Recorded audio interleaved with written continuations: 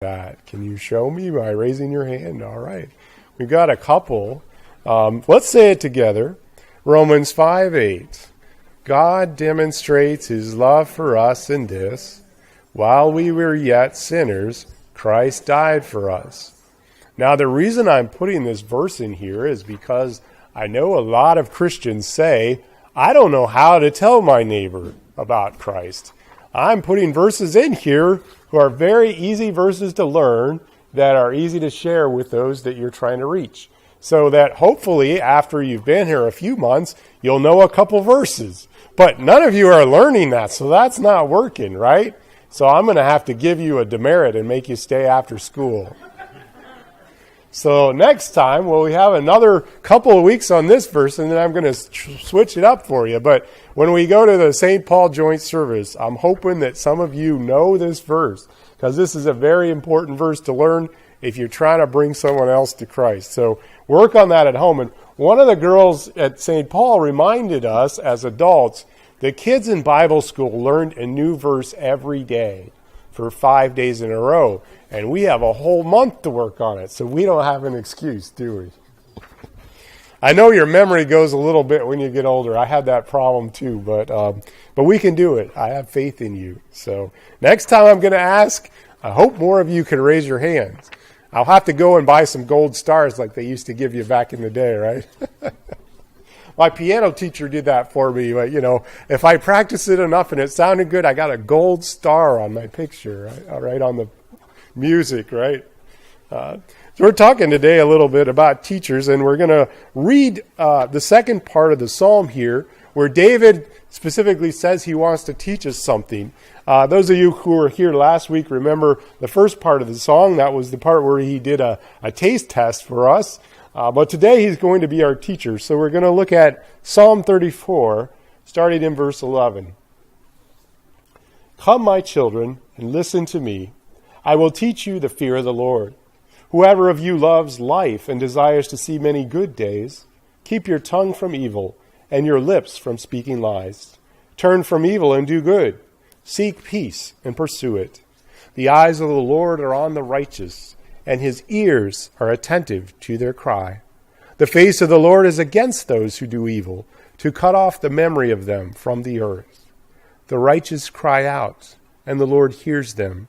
He delivers them from all their troubles. The Lord is close to the brokenhearted, and he saves those who are crushed in spirit. A righteous man may have many troubles, but the Lord delivers him from them all. He protects all of his bones. Not one of them will be broken. Evil will slay the wicked. The foes of the righteous will be condemned. The Lord redeems his servants. No one will be condemned who takes refuge in him. May the Lord add his blessing to the reading of his word this morning. As we were thinking about teachers today, I thought of a couple that impressed me when I was growing up. One of them was a man named Mr. Kuhn. Mr. Kuhn was my fourth grade teacher, and I still remember him today. One of the things about Mr. Kuhn was he made a lot of jokes, and since he was in fourth grade, and that was the age group, most of his jokes were about boogers. I still remember him today, so he must have done something right.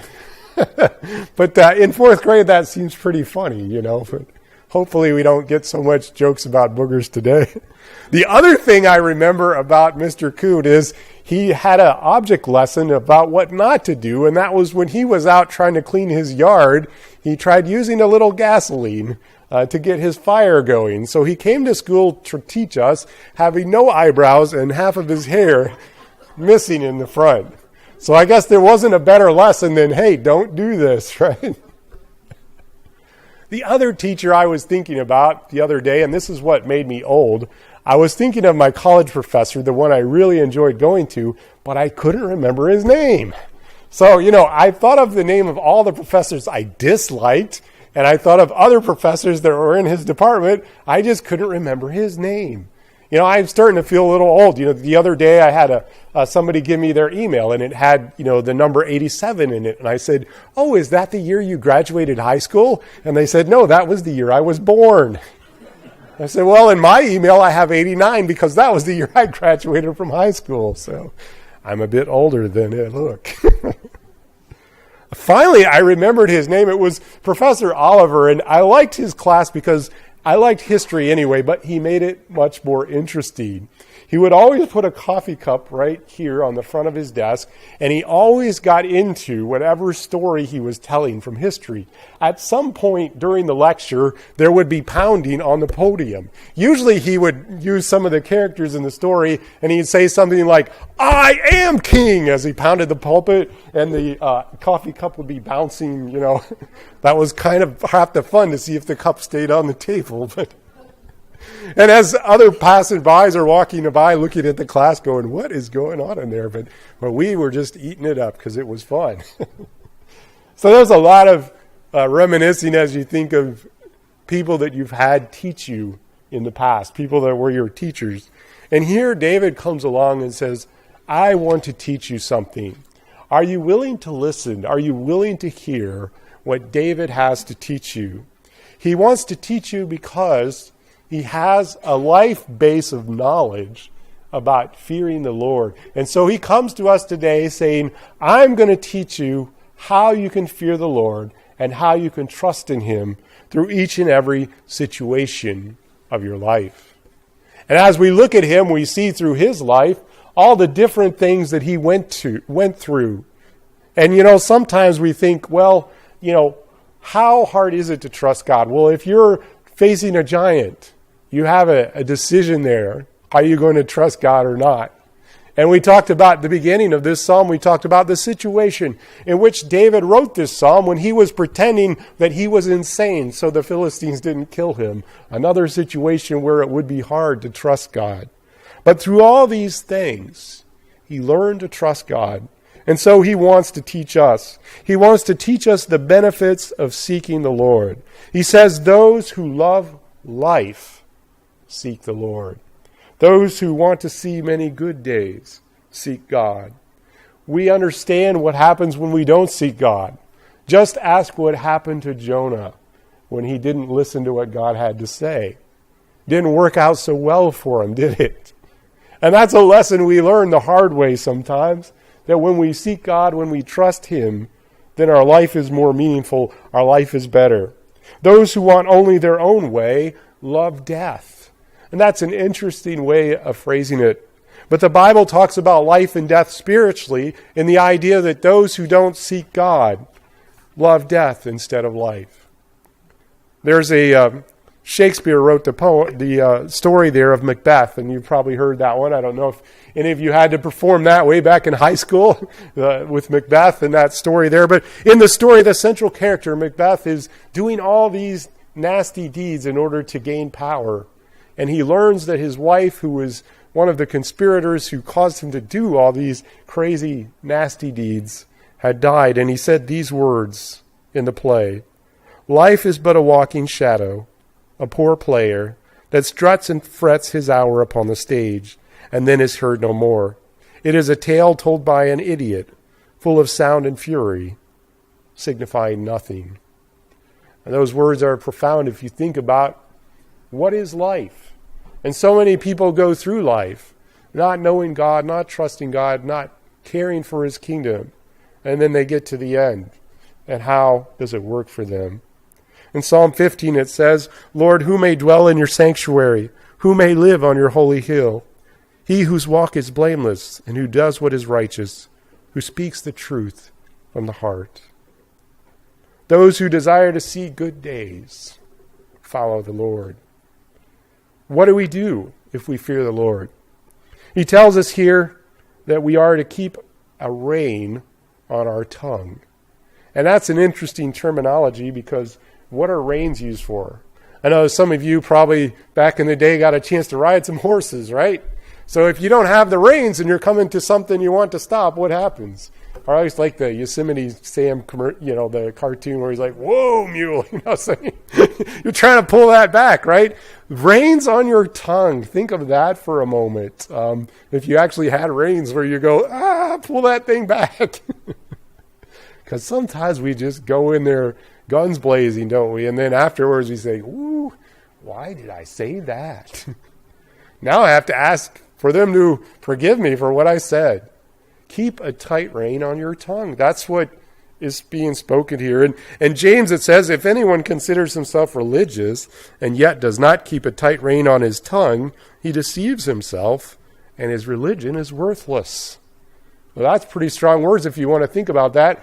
Our religion and how we say we believe in God, it's worthless if we just blow it by saying things that are wrong and treating people the wrong way. How many words do we wish we had taken back? And in the context of what we were talking about, being a witness to those around us, to our friends and neighbors who don't know God, boy, our tongue can get us in a lot of trouble. We say the wrong thing. Keep a tight rein on that. In order to do that, you have to think a little more and speak a little less. And that's a challenge at times. But it's what God asks us to do. If we fear the Lord, one of the things we want to do is build people up and not tear them down. It's so easy to tear them down, but people don't need help being torn down, do they? They can get that in the world already. They need help being lifted up. Knowing God helps us to speak what is good and what is edifying to those around us. How else should we honor God? Well, he says, turn from evil and do good. Even as Christians, there are times when we know that we're doing something that's wrong. And when we understand, I shouldn't be doing this, the remedy isn't to just put that off and not worry about it. The remedy is to say, I'm going to turn around and do the right thing. That's the definition of true repentance. You know, a lot of people get caught doing something and it seems like they're sorry. Are they sorry because they're caught? Are they sorry because they want to do something different? When we come to God and we ask forgiveness, when we ask forgiveness, it's just not just a moment of sorrow in saying I've done wrong, but it's also a moment where we say, now I'm going to do the right thing. That's true repentance. I like the story of Zacchaeus. What happened when he repented? He didn't just say, well, I'm sorry and I'm not going to do it again. He went back and he gave to everyone he cheated in the past and said, I'm not willing to let this stand on my conscience that I hurt these people. Here's the money back that I took from you wrongly. That's the message of true repentance. So as we love God, as we follow him, when we find ourselves in a place where we're doing the wrong thing, David, as our teacher, tells us, turn from evil and do good instead. That's something that we all need to do. He also tells us to seek peace and pursue it. The world needs a lot more peace, doesn't it? The world needs a lot more people who have the peace of God in their heart, who are willing to share that with those around them. There again, it's so easy to get caught up into the way people are acting and kind of throw ourselves in there and act the same way. But as children of God, we are called to be peacemakers, not just to kind of randomly walk into it, but seek peace and pursue it. Make it one of your lifelong passions to make peace with those around you and to bring peace to those who are having difficulties. That is what we do as children of God. David points out that God sees the ways of the righteous. You know, there are times when we feel that God isn't there, that he's not looking, but he is there, and he is watching. He stands for us as he stands against the ungodly. In Proverbs 10 it says, the memory of the righteous will be a blessing, but the name of the wicked will rot. Now, that's a sad thing if you think about it. What if I say the name Stalin or Hitler? We have an immediate reaction, don't we? The name of the wicked, where we think, wow, that was horrible. We hope that they're remembered, but for the wrong reason. That name is just horrible to us. But the name of the righteous, God remembers, and he brings them to himself. There were two brothers who lived terrible lives. And they were both pretty wicked, and one of the brothers died, and the other brother came to the minister and said, I want you to do my brother's funeral. But I don't want you just to do it. I want you to go up there and say to the audience, he was a saint. So the minister said, I don't know if I can do that. I mean, he has a reputation. How could I stand up there and say that? And the brother said, well, if you do say that, I'm willing to give you $50,000. So the minister said, I'll think about that. I'll call you back later. So later in the evening, he called the brother back and he said, you know what? I'll do it. So they got to the day of the funeral. As he's talking about his brother, he